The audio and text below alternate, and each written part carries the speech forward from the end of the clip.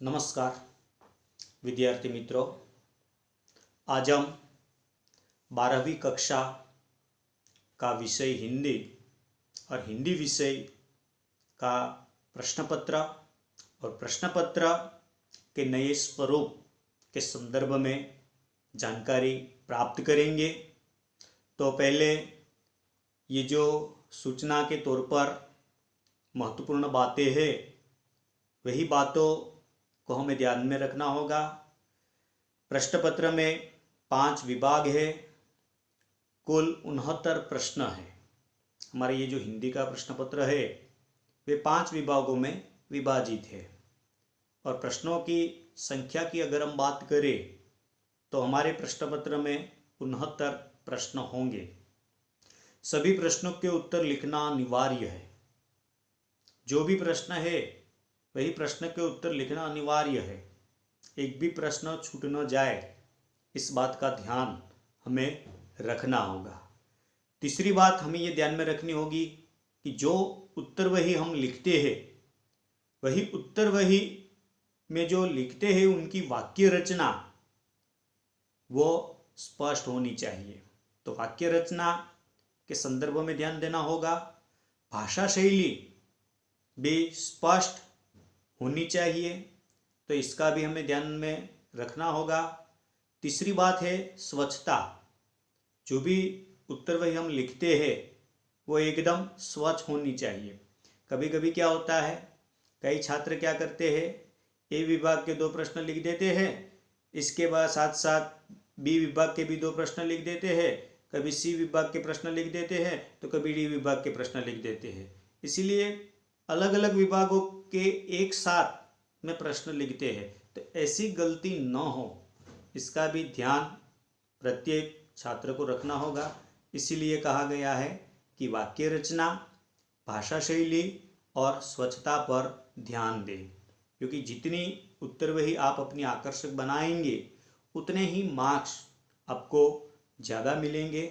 और ज़्यादा मार्क्स लाने के लिए वाक्य रचना, भाषा शैली और स्वच्छता, ये तीनों बातें हमारी उत्तरवही में होनी चाहिए, तभी हमें ज़्यादा से ज़्यादा मार्क्स हमें अपने विषय में मिलेंगे। तो ये बात भी आपको ध्यान में रखनी होगी। सभी प्रश्नों के अंक दाहिनी ओर दिए गए हैं। प्रश्न पत्र में जो दाहिनी ओर जो अंक दिए जाते हैं वो प्रश्नों के अंक होते हैं, तो वो भी आपको ध्यान में रखना होगा। क्योंकि प्रश्न जब हम लिखते हैं तो हमें इस बात का भी ख्याल होना चाहिए कि मैं जो इस प्रश्न का उत्तर लिख रहा हूँ वो कितने मार्क्स का है। अगर मान लो कि 2 अंक का है और वही उत्तर हम ज़्यादा से ज़्यादा लिख देंगे, तो मार्क्स के हिसाब से अगर हम ज़्यादा लिखेंगे तो इसका हमें फ़ायदा मिलने वाला नहीं है। कभी कभी क्या होता है, 5 अंक का प्रश्न होता है और हम 1 या 2 वाक्य लिख देते हैं, तो इसका भी खामियाजा हमें भुगतना पड़ता है। इसलिए यहाँ ये लिखा गया है कि सभी प्रश्नों के अंक दाहिनी ओर दिए गए हैं, ताकि आपको ये भी ध्यान में रखना होगा कि मैं जिस उत्तर लिख रहा हूँ वो कितने अंक का है। क्योंकि अंक को ध्यान में रखते ही आप अपने उत्तर जो है प्रश्न के वो लिखना होगा। तो ये बात थी ध्यान में रखने योग्य बातें। अब हम बात करते हैं हिंदी का जो प्रश्न पत्र है वो तो 5 विभागों में विभाजित है। तो प्रत्येक विभाग के बारे में भी संक्षेप में जानकारी प्राप्त कर लेते हैं। पहला जो विभाग है ए विभाग। ए विभाग में गद्य आधारित प्रश्न होंगे। वैसे तो आप हमारा अभ्यासक्रम जानते ही है कि 10 गद्य और 10 पद्य कुल मिलाकर 20 कृतियाँ हमारे अभ्यासक्रम में है और 2-3 पूरक वाचन की यानी कि स्वाध्ययन की। लेकिन वर्तमान समय में कोरोना वैश्विक महामारी के कारण हमारा ये जो 100% सिलेबस था, इसमें से 30% सिलेबस को निकाल दिया है। तो ये ए विभाग जो है इसमें जो प्रश्न पूछे जाएंगे वे गद्य आधारित प्रश्न होंगे। गद्य आधारित प्रश्न ही आपको विभाग ए में देखने को मिलेंगे। तो ए विभाग का मार्क्स के हिसाब से वेटेज कितना है, तो कि 25 अंक। अब हम बात करते हैं विभाग बी की। बी विभाग में जो प्रश्न होंगे वे पद्य आधारित यानी कि कविता आधारित। तो पद्य आधारित प्रश्न जो है वे भी विभाग बी में पूछे जाएंगे, और जैसा ए विभाग है वैसा ही बी विभाग है। ए विभाग में जिस प्रकार के प्रश्न पूछे जाते हैं वैसे ही प्रश्न विभाग बी में पूछे जाएंगे। फर्क सिर्फ इतना होगा कि ए विभाग में गद्य आधारित प्रश्न होंगे और बी विभाग में पद्य आधारित प्रश्न होंगे। ए विभाग का वेटेज 25 अंक का है, बी विभाग का भी वेटेज 25 अंक का है। तो इस प्रकार कुल मिलाकर हमारा ये जो पाठ्य पुस्तक है वही पाठ्य पुस्तक का में जो गद्य और पद्य है इसमें से 50 मार्क जो है वे गद्य आधारित और पद्य आधारित प्रश्न होंगे। तो ये बात हुई विभाग ए और विभाग बी की। अब बात करते हैं सी विभाग, और सी विभाग को हम व्याकरण एवं प्रयोजनमूलक हिंदी का विभाग कहते हैं, क्योंकि विभाग सी में व्याकरण के प्रश्न भी होंगे और प्रयोजनमूलक हिंदी के प्रश्न भी होंगे। तो व्याकरण विभाग के जो प्रश्न है वे प्रश्नों की संख्या होंगी 15 और प्रयोजनमूलक हिंदी के प्रश्नों की संख्या होगी 4। तो विभाग सी के अंदर जो प्रश्नों की संख्या की अगर हम बात करें तो 19 प्रश्न होंगे और सी विभाग का वेटेज है 20 अंक। तो इस प्रकार विभाग सी यानी कि व्याकरण के प्रश्न और प्रयोजनमूलक हिंदी के प्रश्न और मार्क्स 20 अंक का ये विभाग सी रहेगा। अब बात करते हैं विभाग डी की। तो डी विभाग जो है उसे हम अर्थग्रहण का विभाग भी कहते हैं। अर्थग्रहण का विभाग इसलिए कहा जाता है क्योंकि विभाग डी में एक पद्यांश दिया जाता है और वही पद्यांश की ससंदर्भ में व्याख्या करनी है। पद्यांश यानी काव्य पंक्ति, और वही काव्य पंक्ति अभ्यासक्रम की भी हो सकती है और अभ्यासक्रम के बाहर की भी हो सकती है। जो काव्य पंक्ति आपके सामने प्रश्न के तौर पर रखी जाती है वही काव्य पंक्ति को आपको पढ़ना है और उसी काव्य पंक्ति को पढ़ने के बाद वो काव्य पंक्ति का विचार विस्तार जो है वो आपको लिखना है, यानी कि उनकी व्याख्या स्पष्ट करनी है। तो ये एक प्रश्न होगा ससंदर्भ व्याख्या वाला। दूसरा प्रश्न होगा संक्षेपीकरण का, यानी कि जो गद्यांश दिया जाता है और वही गद्यांश को आप 1/3 में सार लिखना है, और सार लिखने के साथ साथ शीर्षक भी लिखना इतना ही जरूरी है, क्योंकि शीर्षक का 1 मार्क्स रहता है। अगर आपने संक्षेपीकरण 1/3 में कर दिया लेकिन आपने शीर्षक नहीं लिखा तो आपको आपका जो ये मार्क्स जो है वो 1 मार्क्स कट जाएगा। इसलिए दूसरा प्रश्न है वो संक्षेपीकरण का होगा। और तीसरा प्रश्न जो है वो गद्यार्थ ग्रहण, यानी कि एक गद्यांश दिया जाता है और उसी गद्यांश के आधार पर 5 प्रश्न पूछे जाते हैं और पांचों प्रश्न का उत्तर आपको वही गद्यांश में से ढूंढना है। तो इस प्रकार विभाग डी अर्थग्रहण का विभाग कहा जाता है और इस विभाग का वेटेज मार्क्स के हिसाब से अगर हम देखें तो 15 अंक विभाग डी का रहता है। अब बात करते हैं विभाग ई, और विभाग ई जो है वो लेखन विभाग के नाम से जाना जाता है। तो लेखन विभाग के संदर्भ में कौन कौन से प्रश्न होंगे, तो कि एक कहानी लेखन का प्रश्न होगा और एक निबंध लेखन का। कहानी लेखन में क्या होगा, रूपरेखा दी जाएगी और उसी रूपरेखा को ध्यान में रखकर आपको कहानी लिखनी है। कहानी लिखने के बाद उचित शीर्षक भी लिखना है और शीर्षक लिखने के बाद इस कहानी में से हमें क्या प्रेरणा मिलती है वो प्रेरणा या बोध आपको कहानी लिखने के बाद लिखना होगा। तो ये बात हुई कहानी लेखन की।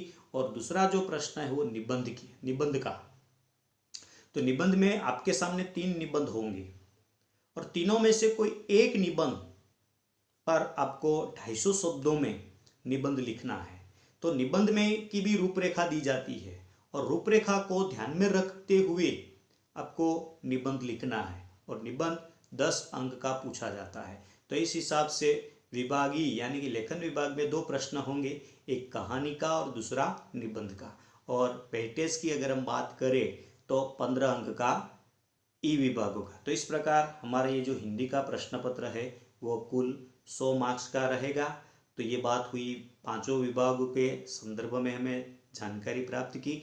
अब हम बोर्ड द्वारा जो नमूने का प्रश्न पत्र दिया गया है उसके संदर्भ में हम जानकारी प्राप्त करते हैं, क्योंकि 2021 में जब बोर्ड द्वारा जो परीक्षा होगी तो वह परीक्षा में हिंदी का प्रश्न पत्र किस तरह का होगा ये हमें जानना है। वैसे तो हमें मालूम है कि हिंदी का प्रश्न पत्र 5 भागों में विभाजित है, लेकिन इस साल क्या हुआ, कोरोना वैश्विक महामारी के कारण पहले तो 30% सिलेबस कम कर दिया गया और दूसरी छात्रों को ये राहत दी गई कि जो प्रश्न पत्र में जो प्रश्न पूछे जाते हैं वही प्रश्नों में 30% वैकल्पिक प्रश्नों को स्थान दिया है। इसीलिए हमारा हिंदी का जो प्रश्न पत्र था उसी प्रश्न पत्र में थोड़ा बदलाव हुआ है।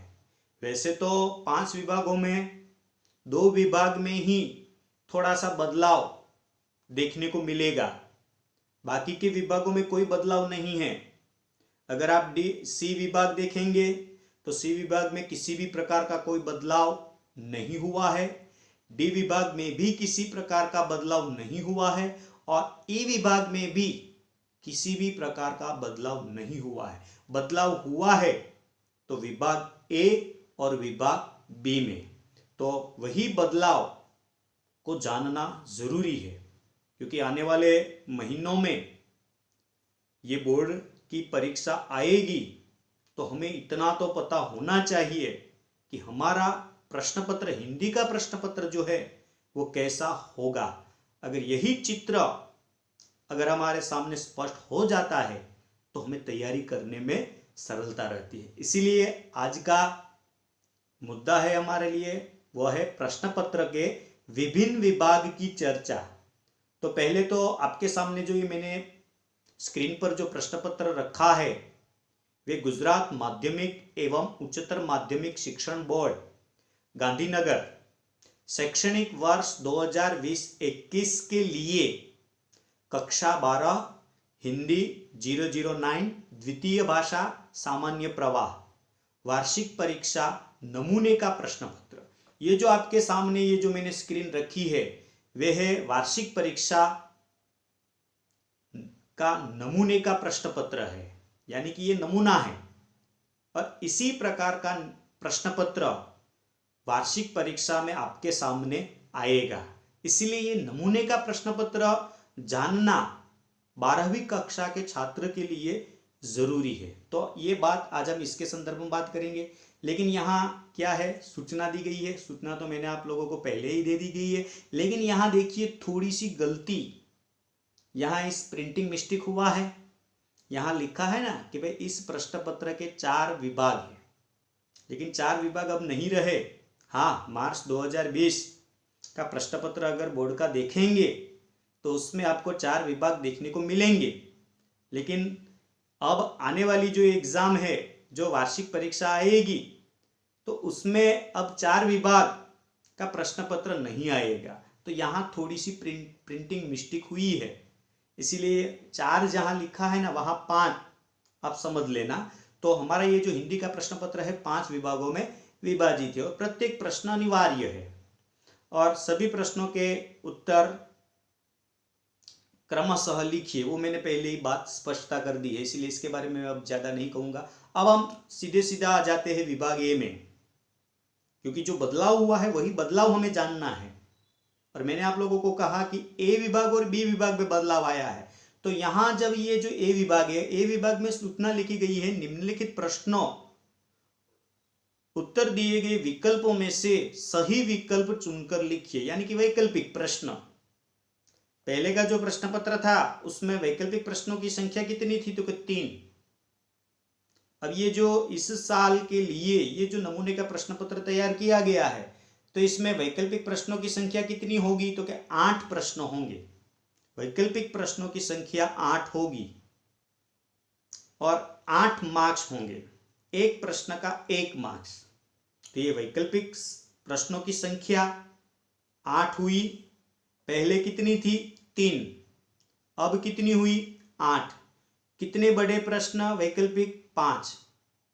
तो ये बदलाव देखने को मिला। पहले 3 प्रश्न थे, अब 5 बढ़ गए तो 8 हो गए। तो ये बदलाव वैकल्पिक प्रश्नों में हुआ। पहले जो 3 प्रश्न जहां पूछे जाते थे वहां अब 8 प्रश्न इस साल के लिए पूछे जाएंगे। तो ये एक बदलाव हुआ वैकल्पिक प्रश्न, क्योंकि प्रश्न होंगे और 4 विकल्प होंगे। 4 में से जो उत्तर है वही उत्तर आपको लिखना है। तो ये वैकल्पिक प्रश्नों की बात हुई। दूसरा जो प्रश्न है, रचना के साथ योग्य पात्र का जोड़ा मिलाकर लिखिए। इसमें कोई बदलाव नहीं हुआ। पहले जो पूछा जाता था वही 2 प्रश्न वही है, इसलिए इस प्रश्न में कोई बदलाव नहीं है। निम्नलिखित प्रश्नों के एक एक वाक्य में उत्तर लिखिए। ये जो एक एक वाक्य वाले जो प्रश्न है इसमें भी कोई बदलाव नहीं हुआ, इसलिए एक एक वाक्य के जो 4 प्रश्न है 4 अंक है। एक एक वाक्य में उत्तर लिखना है, तो इसमें भी कोई बदलाव नहीं हुआ है। अब बात करते हैं 2-3 वाक्यों में उत्तर लिखिए। निम्नलिखित में से किन्हीं 3 के उत्तर 2-3 वाक्यों में लिखिए। बदलाव यहां हुआ है 2-3 वाक्य के प्रश्नों में। तो क्या बदलाव हुआ है? तो जब आप पुराना पेपर देखेंगे तो उसमें क्या था कि भाई 3 प्रश्न पूछे जाते हैं और 3 में से एक प्रश्न ऑप्शन में रखा जाता है, जैसे कि 11वां, 12वां और 13वां। तो 12वें के ऑप्शन में 12वां। आपके सामने 4 प्रश्न होते हैं, लिखना है 3, लेकिन 12वां जो है तो उसके ऑप्शन में जो 12वां है वही दोनों में से कोई एक लिख सकते हैं। ऐसा हमारा जो प्रश्न पत्र है इसमें था। लेकिन अब जब ये प्रश्न पत्र जब आप बोर्ड द्वारा जो परीक्षा होगी तो उसमें जब आप परीक्षा देने के लिए जाएंगे तो आपके सामने जो हिंदी का प्रश्न पत्र होगा उसमें इस प्रकार ये प्रश्न पत्र होगा। तो उसमें आपके सामने 2-3 वाक्य वाले 5 प्रश्न होंगे और वही 5 में से कोई भी 3 प्रश्न आपको लिखना है। ये बदलाव हुआ है 2-3 वाक्य वाले प्रश्नों में। तो एक वैकल्पिक में बदलाव हुआ और 2-3 वाक्य में। तो ये 2-3 वाक्य वाले प्रश्न आपके सामने 5 होंगे। 5 में से कोई भी 3 आप लिख सकते हैं। तो ये बदलाव एक प्रश्न का 2 अंक, यानी कि 2-3 वाक्य वाले प्रश्न 6 अंक के पूछे जाते हैं। अब बात करते हैं निम्नलिखित प्रश्नों में से किसी एक का उत्तर 7-8 वाक्यों में लिखिए। 5 अंक का एक ही लिखना है। प्रश्न आपके सामने 2 है, 20 और 21वां। लिखना एक ही है। हाँ, पहले जब वही प्रश्न पत्र था उसमें जब आप देखते हैं तो उसमें 3 प्रश्न होते हैं, लिखने होते हैं 2। लेकिन मान लो कि यहाँ 20 और 21 है तो 21 के ऑप्शन में 21 रहता है, तो 21 में से दोनों में से एक लिखना है, यानी कि 2 कंपलसरी था। लेकिन इस वर्तमान समय में आने वाली जो परीक्षा है उसमें जब ये सविस्तार वाला जो प्रश्न है वो लिखना एक ही है, लेकिन आपके सामने प्रश्न है 2। दोनों में से जो आपको अच्छा लगे वो लिख देना। तो यहां सविस्तार वाले में भी बदलाव हुआ है, तो यहां एक प्रश्न निकाल दिया गया और वही 5 मार्क जो है वही 5 मार्क के वैकल्पिक प्रश्न विकल्प के प्रश्नों में रखे गए। तो ये हुआ ए विभाग में बदलाव। तो जैसा बदलाव ए विभाग में हुआ ना, वैसा ही बदलाव बी विभाग में हुआ। मैंने जो अभी आपके सामने जो बात ए विभाग की रखी वही बात बी विभाग में देखने को मिलती है। फर्क सिर्फ इतना है कि ए विभाग में गद्य आधारित प्रश्न होते हैं, बी विभाग में पद्य आधारित प्रश्न होते हैं। बाकी जे विकल्प प्रश्नों की संख्या 8 है तो यहाँ बी विभाग में भी 8 विकल्पों के प्रश्नों की संख्या है। 2 प्रश्न योग्य जोड़ा मिलाइए का है तो बी विभाग में भी 2 प्रश्न योग्य जोड़ा मिलाइए के ही है, इसीलिए इसमें भी कोई बदलाव नहीं। एक एक वाक्य के 4 प्रश्न है जो ए विभाग में है, उसी तरह बी विभाग में भी है। 2-3 वाक्य में जो बदलाव ए विभाग में हुआ है वही बदलाव बी विभाग में भी हुआ है। 5 प्रश्न होंगे, वही 5 में से कोई भी 3 प्रश्न आपको लिखना है। तो ये बदलाव जैसा ए विभाग में है वैसा ही बी विभाग में है। सविस्तार वाले प्रश्न में भी ए विभाग में जो बदलाव हुआ है वही बदलाव बी विभाग में भी हुआ है। तो ये जो बदलाव हुआ वही बदलाव ए और बी विभाग में ही हुआ है। बाकी के विभागों में किसी भी प्रकार का कोई बदलाव नहीं हुआ है। तो ये जो हमें आज के विषय की जो चर्चा हमें करनी थी वही ए विभाग और बी विभाग में ही बदलाव हुआ है। लेकिन इसके साथ साथ अब हम सी विभाग के बारे में भी थोड़ी जानकारी प्राप्त कर लेते हैं संक्षेप में कि भाई सी विभाग है तो सी विभाग में 2 प्रश्न समानार्थी के होंगे, 2 मार्क्स। 2 प्रश्न विलोम शब्द के होंगे, विलोम यानी विरुद्धार्थी। 2 प्रश्न तत्सम या तद्भव, तत्सम का तद्भव रूप या तद्भव का तत्सम रूप, 2 प्रश्न ये होंगे। फिर प्रत्यय के 2 प्रश्न, या तो 2 प्रश्न प्रत्यय के होंगे या उपसर्ग के, दोनों एक साथ में नहीं होंगे। या तो प्रत्यय के 2 प्रश्न पूछे जाते हैं या उपसर्ग के 2 प्रश्न पूछे जाते हैं। इसलिए आपको उपसर्ग की भी तैयारी करनी होगी, प्रत्यय की भी तैयारी करनी होगी। तो ये बात थी प्रत्यय वाले और उपसर्ग वाले की बात। अब बात करते हैं शब्द समूह के लिए एक शब्द। तो शब्द समूह के लिए एक शब्द के भी 2 प्रश्न होंगे आपके सामने। तो 2 प्रश्न शब्द समूह के लिए, मार्क्स भी 2। फिर अशुद्ध वाक्य को शुद्ध करके पुनः लिखिए। एक वाक्य दिया जाता है प्रश्न के तौर पर और वही वाक्य अशुद्ध है, यानी कि उसमें किसी न किसी प्रकार की एक गलतियां हैं। वही गलती को आपको निकालना है और सही तरीके से इस वाक्य को लिखना है, ऐसा एक प्रश्न पूछा जाता है। फिर कहावत का एक प्रश्न पूछा जाता है और मुहावरे के 2 प्रश्न पूछे जाते हैं। एक मुहावरे का 2 अंक, यानी कि 2 मुहावरे 4 अंक के पूछे जाते हैं। तो ये बात थी कहावत मुहावरे की। अब जो 4 प्रश्न है वह है प्रयोजनमूलक हिंदी के। पाठ्यपुस्तक में जो प्रयोजनमूलक हिंदी के जो वो प्रकरण रखे गए हैं वही प्रकरण में से ही प्रयोजनमूलक हिंदी के 4 प्रश्न पूछे जाते हैं। जो यहाँ 4 प्रश्न रखे गए हैं तो सी विभाग व्याकरण और प्रयोजनमूलक हिंदी का विभाग कहा जाता है और सी विभाग का वेटेज है 20 अंक का। तो ये बात हुई सी विभाग की। अब डी विभाग के बारे में भी मैंने आपसे पहले ही कह दिया कि ससंदर्भ व्याख्या यानी कि काव्य पंक्ति दी जाती है और वही काव्य पंक्ति का भावार्थ आपको लिखना है। 5 अंक का ये प्रश्न होता है। काव्य पंक्ति जो है वो अभ्यासक्रम की भी होगी या तो अभ्यासक्रम बाहर की भी हो सकती है। फिर जो गद्यांश दिया जाता है और वही गद्यांश को पढ़कर 1/3 में उनका सारांश लिखना है। सारांश लिखने के साथ साथ उचित शीर्षक भी लिखना अनिवार्य है क्योंकि शीर्षक का 1 अंक है, जो मैंने पहले आपके सामने बात रखी। फिर गद्यांश एक रखा जाता है और उसी गद्यांश के आधार पर 5 प्रश्न पूछे जाते हैं और वही 5 प्रश्नों के उत्तर आपको वही गद्यांश से ढूंढना है। तो ये गद्यांश लेखन की बात हो गई। ये बात थी डी विभाग की। डी विभाग में 3 मुद्दे हैं, ससंदर्भ व्याख्या, संक्षेपीकरण और गद्यार्थ ग्रहण। और वेटेज की अगर हम बात करें तो 15 अंक। अब बात करते हैं ई विभाग की। ई विभाग में 2 प्रश्न ही पूछे जाते हैं। एक कहानी लेखन का, रूपरेखा दी जाती है, रूपरेखा के आधार पर कहानी लिखनी है, उचित शीर्षक लिखना है और इस कहानी का बोध क्या है, प्रेरणा क्या है वो लिखना है। 5 अंक की कहानी होती है। और निबंध की अगर हम बात करें तो 3 विषय के निबंध आपके सामने है। तीनों में से कोई एक निबंध लिखना है 250 शब्दों में। 10 अंक का ये निबंध का प्रश्न है। रूपरेखा आपके सामने है और वही रूपरेखा को क्रमशः आपको लिखनी है। तो ये था हमारा हिंदी विषय का प्रश्न पत्र।